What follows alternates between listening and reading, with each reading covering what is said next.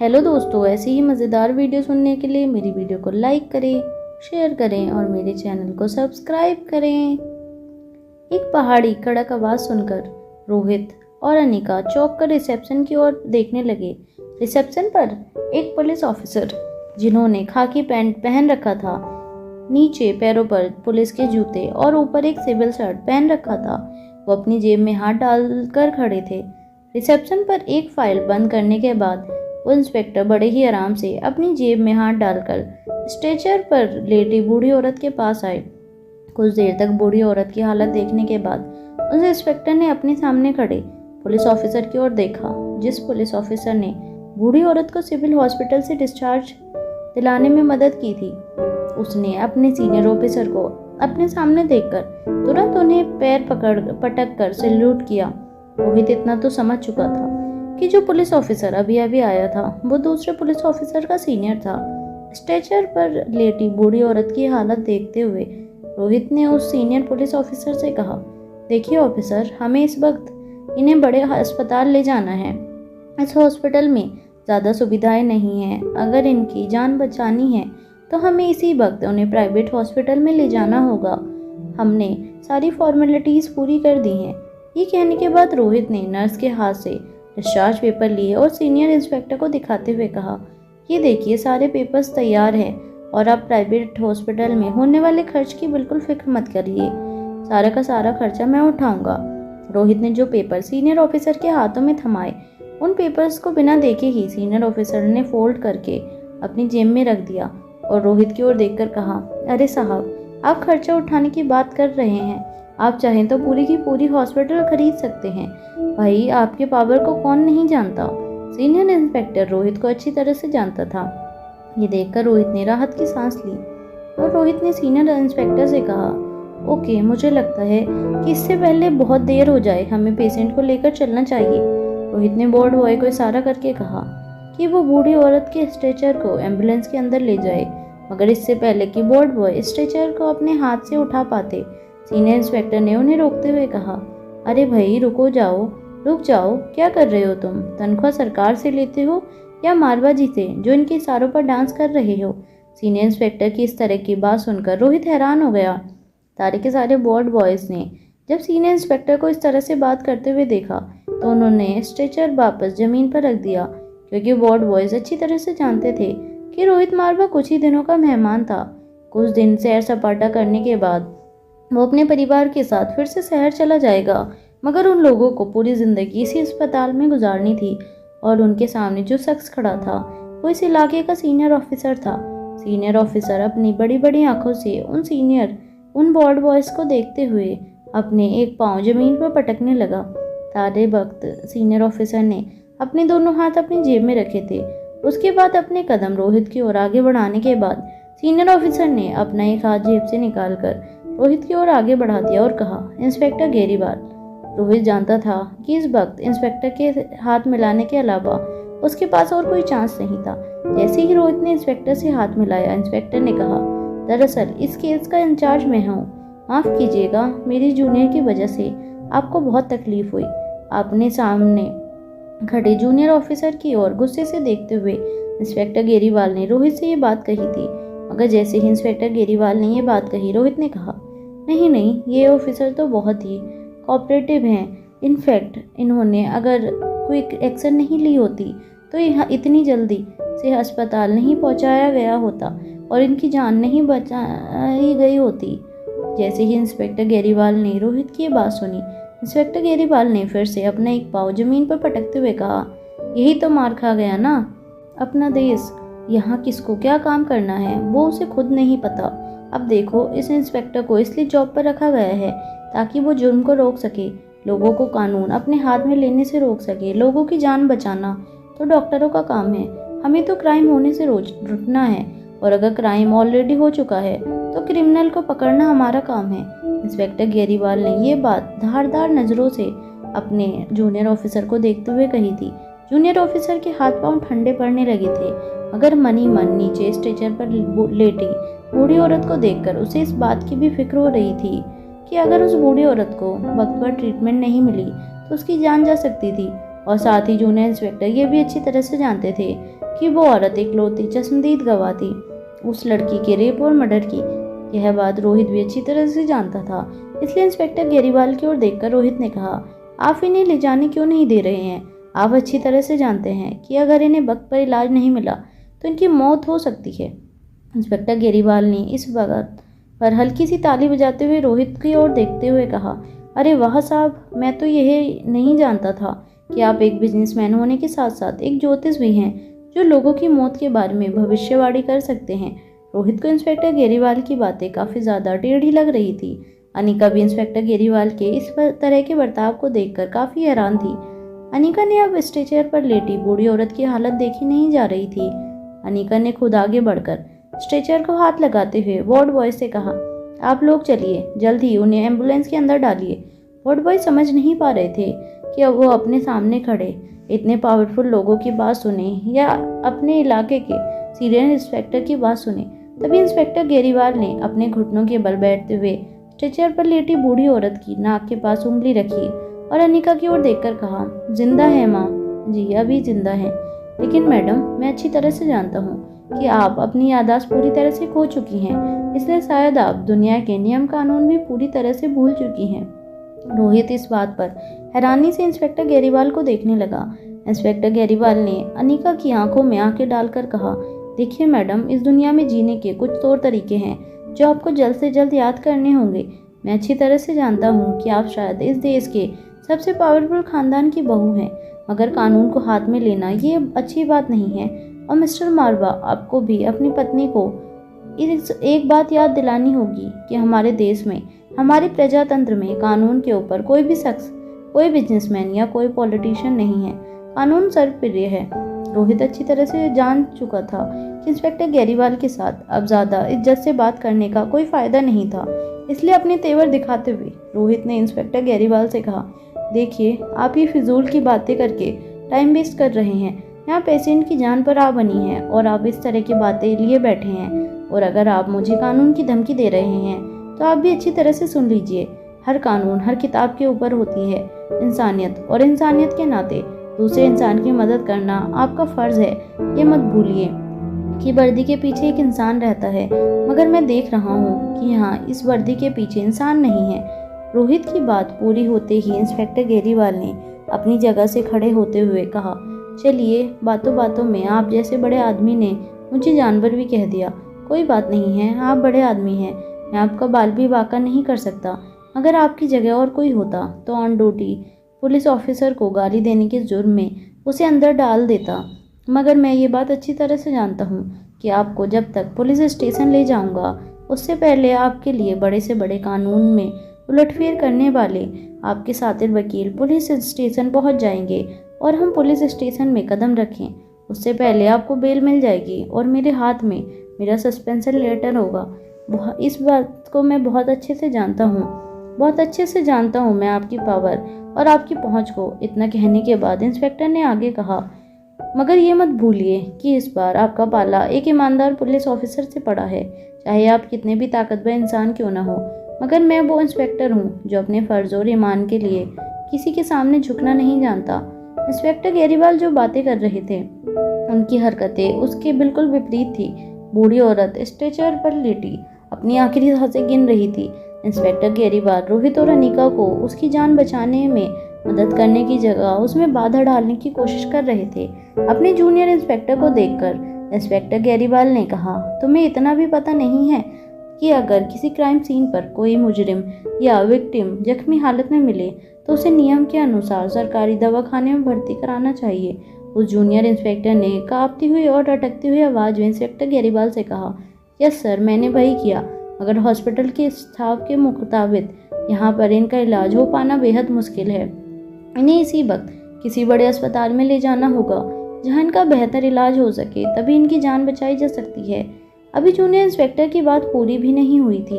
Inspector गेरीवाल ने junior inspector से कहा, और वहाँ जाकर इनकी जान नहीं बची तो कौन जिम्मेदार होगा इसका? क्या तुम्हें पता है कि कितनी बड़ी इंक्वायरी बैठ सकती है हमारे डिपार्टमेंट पर? तुम्हारी इतनी सी चूक, तुम्हारी इतनी सी भूल पूरे डिपार्टमेंट का सर नीचा कर सकती है।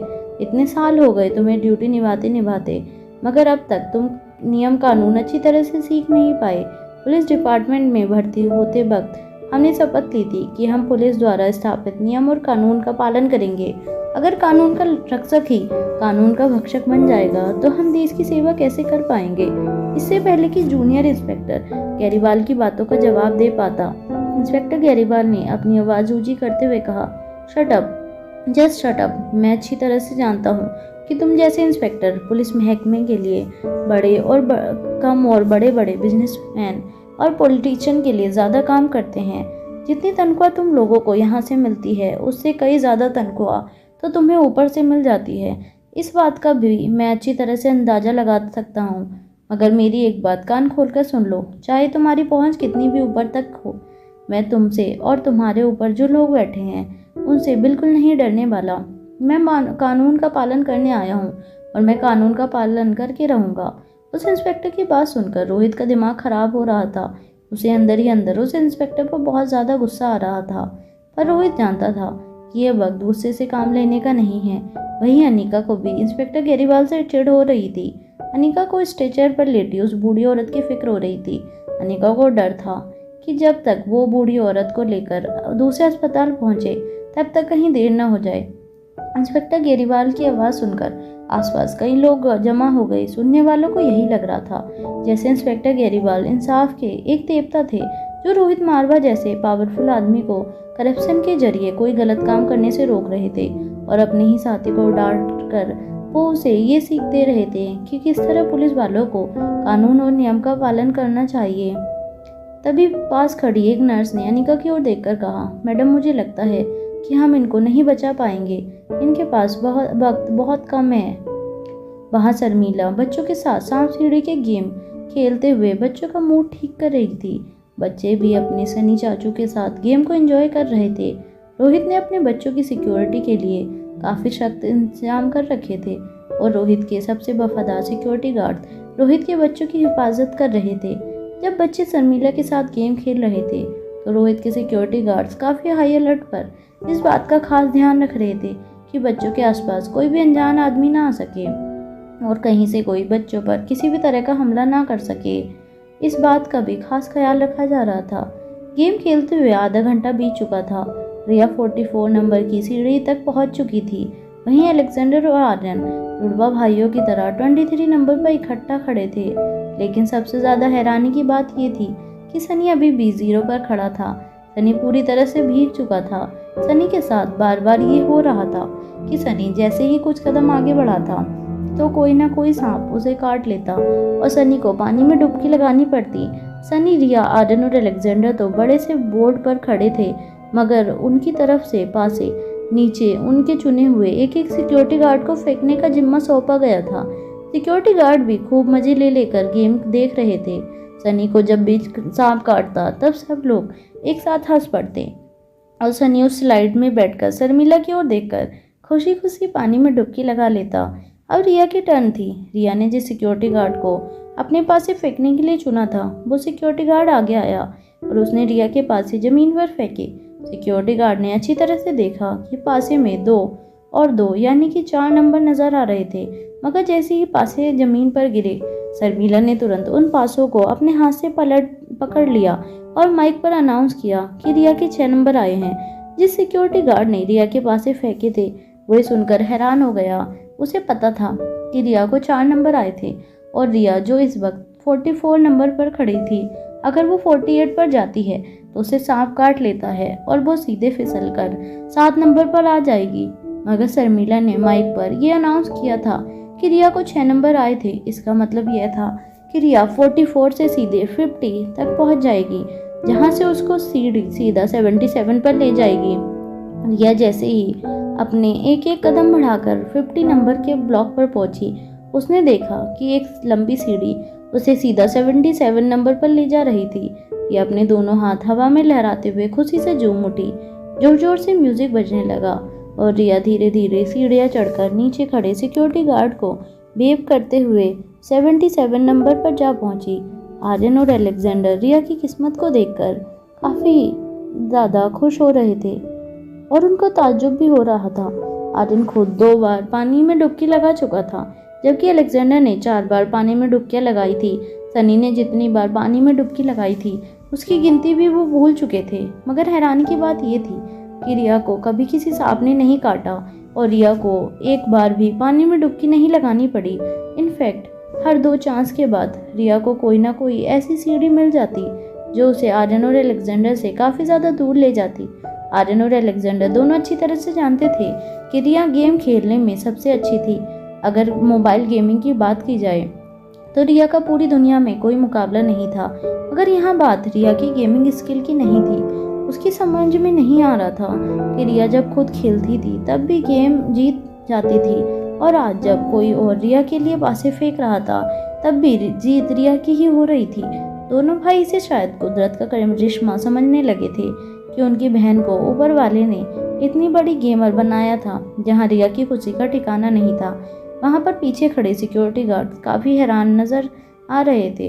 जो सिक्योरिटी गार्ड रिया के लिए पासे फेंक रहा था उसने अपने बगल में खड़े सिक्योरिटी गार्ड जो अलेक्जेंडर के लिए पासे फेंक रहा था उससे कहा, अरे यार बड़ी अजीब बात है, ये शर्मिला मैडम इतनी बड़ी होटल चलाती हैं, सनी साहब के साथ, पर इनका गणित बहुत कमज़ोर है यार। उस साथी सिक्योरिटी गार्ड ने अपने दोस्त से पूछा, क्यों, ऐसा क्यों लग रहा है तुम्हें? उस सिक्योरिटी गार्ड ने जवाब देते हुए कहा, अभी मैंने सही पासे फेंके, एक पासे पर 2 नंबर आया और दूसरे पर भी 2 नंबर आया, 2 और 2 4 हुए, मगर फिर भी शर्मिला मैडम ने 6 बता दिया। इससे पहले भी कई बार ऐसा हुआ था, जब 5 और 2 7 होते थे तो उन्होंने 9 बना दिया, जब 1 और 6 7 होते तब उन्होंने 5 बना दिया। उस सिक्योरिटी गार्ड की बात सुनकर उसके साथी ने कहा, अरे हाँ यार, मेरे साथ भी कुछ ऐसे ही हुआ। मैंने जब अलेक्जेंडर बाबा के लिए पासे फेंके तो दोनों पासों की गिनती में उन्होंने कई बार गड़बड़ की। एक बार तो अलेक्जेंडर बाबा को 6 आया था, उन्होंने 5 बता दिया और अलेक्जेंडर बाबा को सांप ने काट लिया। दोनों सिक्योरिटी गार्ड शर्मिला की इस बेवकूफ़ी पर हंसने लगे और फिर एक दूसरे के हाथ में हाथ डालकर कहा, भाई कुछ भी हो, बच्चे बड़े मायूस हो गए थे। ये शर्मिला मैडम की वजह से तीनों बच्चों के चेहरे पर फिर से मुस्कान आ गई, वरना मुझे तो लगा था कि बेचारे रोहित सर अपनी पूरी फैमिली को इतनी दूर लाकर भी लेकर आए थे ताकि उन्हें थोड़ा सा वक्त खुशी का मिल सके, मगर उनके वेकेशन की इस तरह से शुरुआत होगी ये किसी ने सोचा नहीं था। चलो आज के दिन में कुछ तो अच्छा हुआ कि बच्चों के चेहरे पर मुस्कुराहट लौट आई। रोहित के सारे पुराने वफादार सिक्योरिटी गार्ड्स भी रोहित की पूरी फैमिली से बहुत प्यार करते थे। रोहित की फैमिली पर किसी भी तरह की आंच आए या दुख के बादल मंडराए तो उन्हें बिल्कुल अच्छा नहीं लगता था। न सिर्फ रोहित उन्हें बहुत मान सम्मान से रखता था और अच्छी तनख्वाह देता था, मगर रोहित ने हमेशा से ही अपने पर्सनल स्टाफ को बिल्कुल अपने परिवार जैसा ही समझा था, और बदले में रोहित का पर्सनल स्टाफ भी रोहित के परिवार को अपना परिवार समझकर उनकी सेवा करते थे। सिविल हॉस्पिटल के फर्श पर स्ट्रेचर पर लेटी बूढ़ी औरत की सांसें फूलने लगी थी। उस औरत की फूलती हुई सांसें देखकर नर्स ने अनिका की ओर देखकर कहा, मैडम मुझे लगता है कि बहुत देर हो गई है, पेशेंट का बचना नामुमकिन हो गया है। हमने सोचा था कि हम इन्हें जल्द से जल्द बड़े अस्पताल में शिफ्ट कर देंगे और वहाँ जल्द से जल्द इनका इलाज हो पाएगा, मगर इस चक्कर में यहाँ पर जो इनका इलाज हो रहा था वो भी अधूरा रह गया। बूढ़ी औरत की सांसें अब ज़्यादा फूलने लगी थी। उन्हें देखकर ऐसा लग रहा था जैसे उन्हें सांस लेने में बहुत दिक्कत हो रही थी, जैसा कोई एक्यूट अस्थमा का पेशेंट जब सांस लेने के लिए तड़पता है उसी तरह की तड़प बूढ़ी औरत के शरीर में दिखाई दे रही थी। उसकी आंखें बिल्कुल बेजान थी, बस शरीर सांसें लेने के लिए पानी से निकली गई मछली की तरह तड़प रहा था। नर्स और आसपास खड़े लोग अब अच्छी तरह से जान चुके थे कि बूढ़ी औरत किसी भी वक्त अपनी सांसें छोड़ने वाली थी। कहीं ना कहीं लोग मन ही मन उनके लिए प्रार्थना भी करने लगे थे कि जल्द से जल्द वो अपनी बेटी से मिलकर किसी नई दुनिया में अपना एक जहां बसाए, जहां उन्हें किसी दुख का सामना न करना पड़े। उस बच्ची के साथ क्या हैवानियत हुई थी, ये बात अब तक पूरे हॉस्पिटल में फैल चुकी थी। स्ट्रेचर पर तड़पती बूढ़ी औरत को देखकर अनिका अपने दोनों हाथों से उस औरत के गाल पकड़कर कहने लगी, माँ जी होश में आइए माँ जी, आपको कुछ नहीं होगा माँ जी। अनिका को इस वक्त खुद की लाचारी पर बहुत अफसोस हो रहा था। अनिका अब तक जान चुकी थी कि अनिका इस दुनिया की सबसे बेहतरीन डॉक्टर्स में से एक थी, और इस वक्त अगर अनिका की याददाश्त उसके साथ होती तो अनिका ने जरूर उस बूढ़ी औरत को बचाने के लिए कोई ना कोई कदम जरूर उठाया होता। मगर इस वक्त अनिका की याददाश्त उसका साथ नहीं दे रही थी और अनिका नहीं जानती थी कि पेशेंट को किस तरह से ट्रीट किया जा सकता है।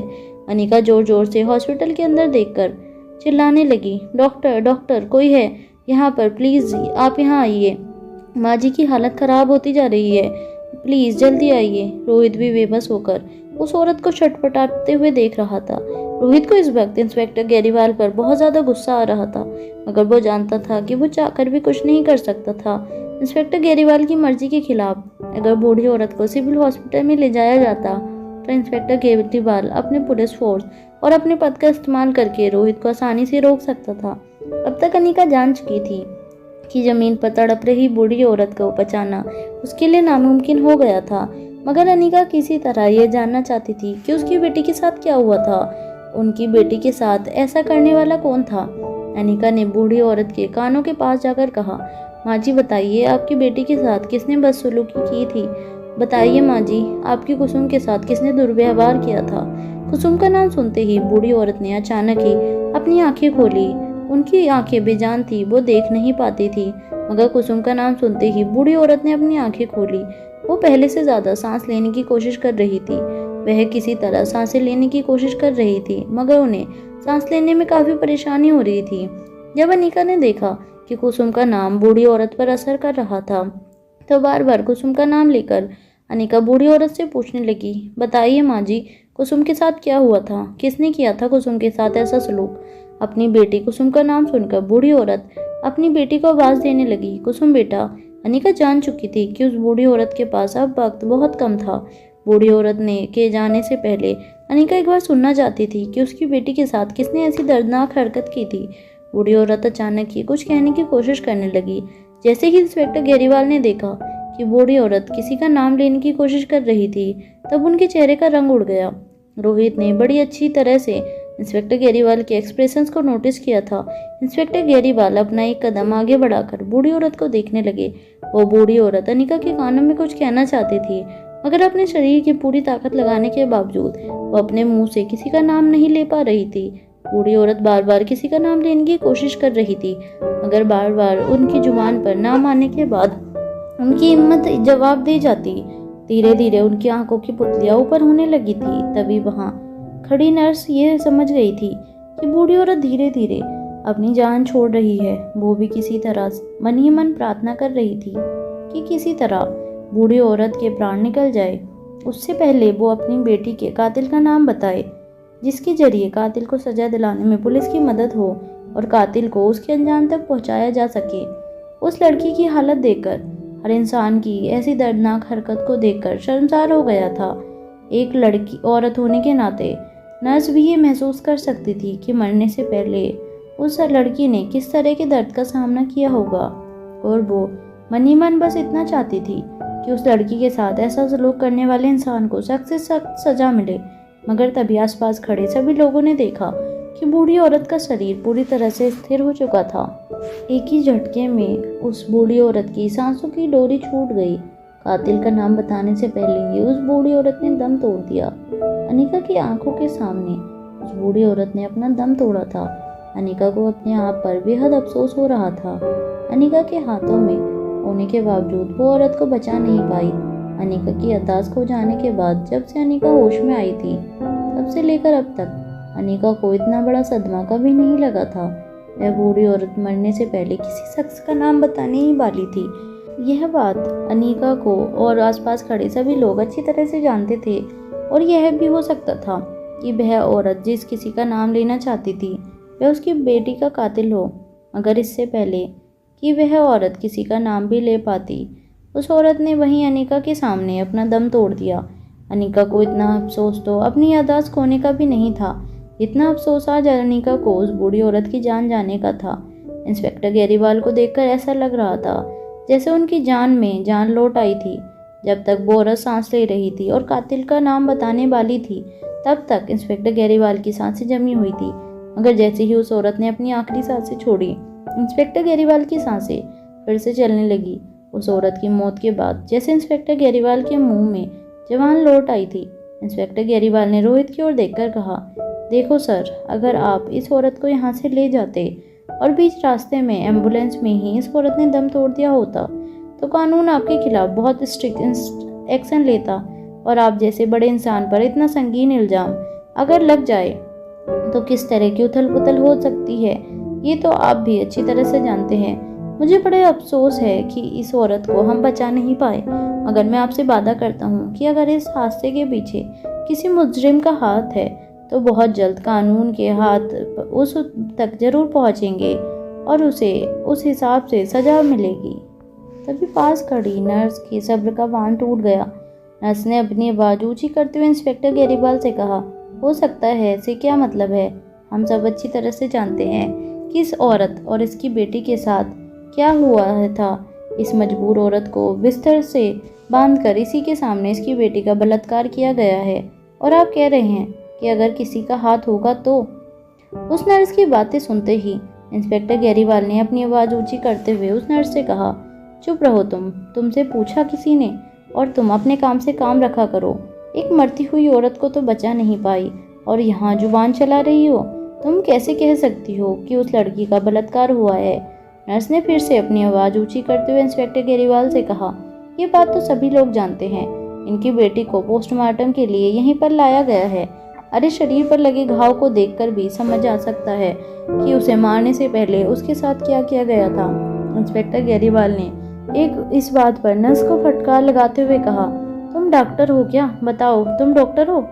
इंस्पेक्टर की ऐसी बातें सुनकर नर्स ने डरते हुए अपने कदम पीछे हटा लिए और सिर्फ नाम में अपना सर हिलाया। नर्स का जवाब मिलते ही इंस्पेक्टर गैरीवाल ने कहा, फिर क्यों यहाँ खड़ी खड़ी चपड़ चपड़ कर रही हो?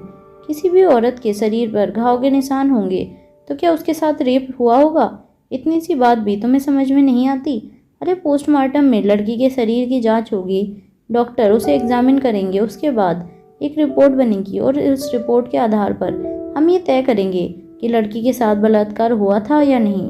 इतना कहने के बाद इंस्पेक्टर ने आगे कहा, रिपोर्ट्स आने से पहले तुम लोग फैसला मत सुनाया करो। चलो पीछे हटो और अपना काम करो। बॉडी को अंदर ले जाओ और पंचनामा तैयार करो। इंस्पेक्टर गैरीवाल ने अपने कुछ हवलदारों को इशारा करते हुए बॉडी के साथ अंदर जाने को कहा। वार्ड बॉयज की आंखों में भी आंसू थे। उनके सामने ही एक मजबूर औरत ने अपना शरीर छोड़ दिया था। जिस औरत को वो स्ट्रेचर पर बड़ी उम्मीद से लेकर आए थे, वो बड़े अस्पताल ले जाकर उनकी जान बचाना जा सकती थी, उसी औरत के मृत शरीर को अब उसी स्ट्रेचर पर वापस ले जा रहे थे। मगर वो जानते थे कि वो मजबूर थे, न सिर्फ कानून के हाथों मगर कानून के ऊंचे ओहदे पर तैनात अधिकारियों की ताकत के आगे वो बेहद मजबूर थे। अपनी आंखों में आंसू पोंछते हुए वार्ड बॉयज ने जमीन पर गिरा स्ट्रेचर अपने हाथों में उठाया और बूढ़ी औरत को मुर्दा घर की ओर ले जाने लगे। वार्ड बॉयज के पीछे पीछे कुछ हवलदार भी अपने हाथों में डायरी लिए मुर्दा घर की ओर जाने लगे। रोहित को इंस्पेक्टर गैरीवाल की हरकत बिल्कुल पसंद नहीं आई थी। इंस्पेक्टर गैरीवाल की वजह से एक औरत ने अपनी जान खोई थी और रोहित देश का शायद सबसे पावरफुल बिजनेसमैन होने के बावजूद कुछ नहीं कर पाया था। रोहित के चेहरे के हाव भाव देखकर इंस्पेक्टर गैरीवाल ने रोहित के पास आकर कहा, सर मेरा यकीन मानिए, आपको जितना अफसोस हो रहा है उस बूढ़ी औरत के लिए, उससे कई ज़्यादा अफसोस मुझे हो रहा है। उस बूढ़ी औरत के लिए बेचारी माँ बेटी अकेले रहते थे, न जाने किस तरह अपना पेट पालते थे। मुझे ऐसे लोगों के साथ बहुत सिंपैथी है।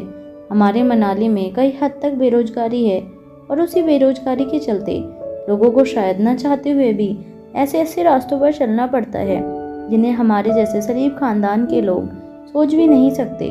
रोहित समझ नहीं पा रहा था कि आखिर इंस्पेक्टर गैरीवाल कहना क्या चाहते थे। अनिका भी हैरानी से इंस्पेक्टर को देख रही थी। तभी इंस्पेक्टर गैरीवाल ने अपने आसपास देखा और जब उन्हें यकीन हुआ कि कोई उनकी बातें नहीं सुन रहा था, तब रोहित और अनिका के पास जाकर बिल्कुल धीमी आवाज में उनसे कहा, देखिए सर मैडम, आप अच्छी तरह से जानते हैं कि मनाली एक टूरिस्ट डेस्टिनेशन है जहाँ पर जो टूरिस्ट घूमने फिरने आते हैं वो मौज मस्ती और अय्याशी करने आते हैं। और आप लोग अच्छी तरह से जानते हैं कि इंसान दो तरह से अय्याशी करना जानता है। एक होती है दिमागी अय्याशी, दिमाग की उत्तेजना को शांत करने के लिए आजकल की युवा पीढ़ी ड्रग्स का इस्तेमाल करती है। यहाँ पर जितने भी सैलानी आते हैं उनमें से ज़्यादातर युवा सैलानी इन ड्रग्स की डिमांड करते हैं। इसलिए मनाली में रहने वाले कई बांदिशे इस तरह रास्ते पर चल पड़ते हैं। इतना कहकर इंस्पेक्टर ने आगे धीमी आवाज़ में कहा, वो यहाँ के टूरिस्ट लोगों को ड्रग्स सप्लाई करते हैं। टूरिस्ट उन्हें मोटी रकम चुकाते हैं उसके बदले, और वो अपने घरों से गुजारा बसर करते हैं।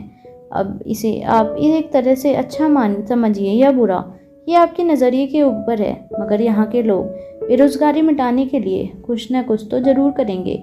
हाँ, वैसे हमने बहुत से प्रयास किए कि हम ड्रग्स के सेवन पर किसी तरह से रोक लगा सकें, और मेरा यकीन मानिए, मेरी नज़रों में आया हुआ कोई भी ड्रग पेडलर आज तक बचा नहीं है।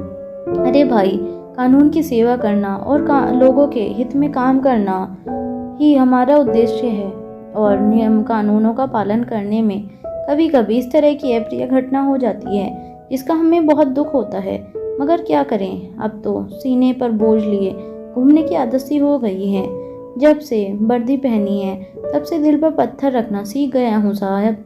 रोहित समझ नहीं पा रहा था कि इंस्पेक्टर रोहित के साथ ये सारी बातें क्यों कर रहा था। रोहित के चेहरे पर हैरानी देखकर इंस्पेक्टर ने रोहित और अनिका की ओर देखकर अपनी आवाज़ और भी ज़्यादा धीमी करते हुए कहा, और साहब, दूसरे किस्म की अय्यासी कि जो ये बात कर रहा हूँ मैं, वो होती है शरीर की अय्यासी। यहाँ पर जितने भी टूरिस्ट आते हैं वो अपनी फैमिली से दूर अकेले में अपना प्राइवेट वक्त गुजारने आते हैं, और ऐसी घड़ी में चाहे वो जवान हो या बूढ़ा, सबके दिमाग में एक ही सुख सवार होता है, वो है शरीर की भूख। तो बस साहब, लोगों की इस वासना ने यहाँ रहने वाले लोगों को अपना रोजगार दिख गया, और बड़े अफसोस की बात है कि यहाँ पर कई ऐसे गरीब परिवार हैं जो अपने घर की बहू बेटियों को इस धंधे में लगाकर 4 पैसे कमाने की कोशिश करते हैं। इंस्पेक्टर की ये बात सुनकर रोहित और अनिका के चेहरे का रंग बदल गया। रोहित ने अपनी आवाज़ ऊंची करते हुए इंस्पेक्टर गैरीवाल से कहा, ये आप क्या कह रहे हैं? आप होश में तो हैं? उस लड़की के शरीर पर इतने जख्म हैं। रोहित की बात अभी पूरी भी नहीं हुई थी कि इंस्पेक्टर ने रोहित को रोकते हुए पूछा, आपने कब देखी जख्म? रोहित ने भी अपनी बात आगे बढ़ाते हुए तेजी से कहा, अरे, जब इंस्पेक्टर और बाकी पुलिस वाले दरवाजा तोड़कर उस लड़की के मकान के अंदर घुसे, तब मैं भी उनके साथ अंदर गया था। मैंने अपनी आंखों से देखा था, उस लड़की के पूरे शरीर पर जख्म के निशान थे।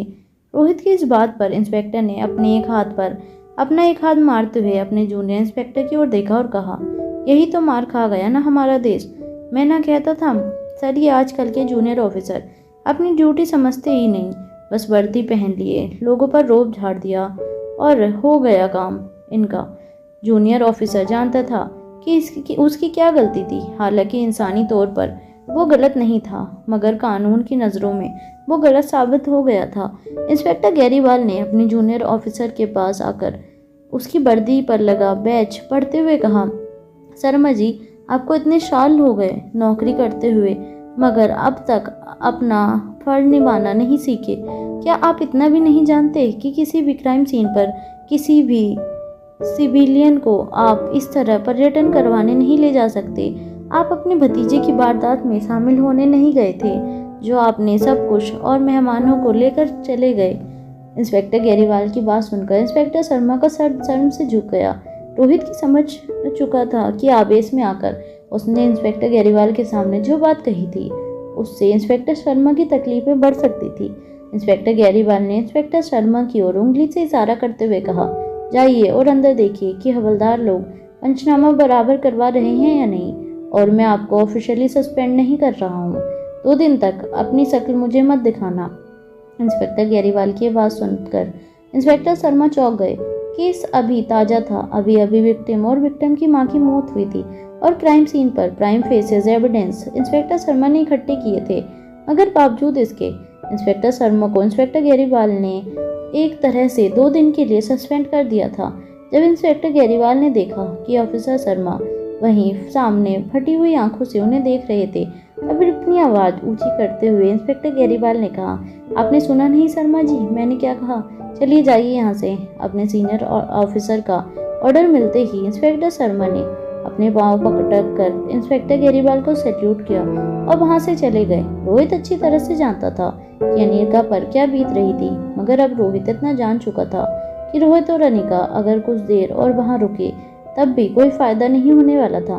इंस्पेक्टर गैरीवाल अब अपनी ही मर्जी से इस केस को मोड़ने की कोशिश करेंगे, मगर इंस्पेक्टर गैरीवाल के इस रवैये ने अनिका को एक बात साफ हो गई थी कि जरूर कोई था जिसे इंस्पेक्टर गैरीवाल बचाने की कोशिश कर रहे थे, और इंस्पेक्टर गैरीवाल जिसे बचाने की कोशिश कर रहे थे वो और कोई नहीं बल्कि कुसुम का हत्यारा था। रोहित अनिका को सहारा देते हुए फिर से अपनी कार की ओर ले गया।